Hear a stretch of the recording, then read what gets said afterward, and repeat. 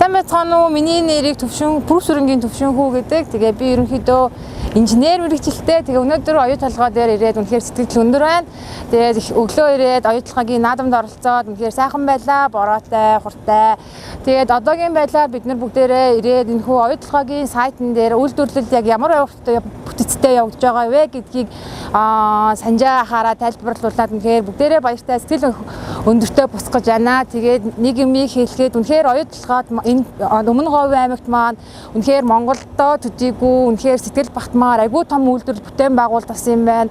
Бас асар олон хүний одоо хүч хөдөлмөрөөр бүтсэн энэ агуу бүтээмжинд бас ирээдүй бидний үр хөвгөд олон бидний ирээдүйд тусал хөрөнгө оруулах үнэхээр том бас боломж бололцоог нээж өгж байгаа байна гэдгийг сэтгэлтэй байна. Тэгээд дараагийн үе залгамжилд сурч байгаа инженер дүү нартаа захихад ирээдүйдээ итгэлтэй та бүхэнд үнэхээр асар том ирээдүй байгаа шүү. Энэ үйлдвэртэй та нар үнэхээр хийж бүтээгдвэл олон байгаа гэдэгт хэлмээр байна. Тэгээд хэрвээ боломжтой байдаг бол өөрсдөө ирээд ямархуу зүйл энэ байгаа вэ гэдгийг харахад үнэхээр сайхан байдсан байна. Тэгээд сайн суралцаад, сайн мэргэжилтэй болоод Монголынхон ирээдүйд бүтээлч инженерүүд болоорой гэж хэлмээр байна.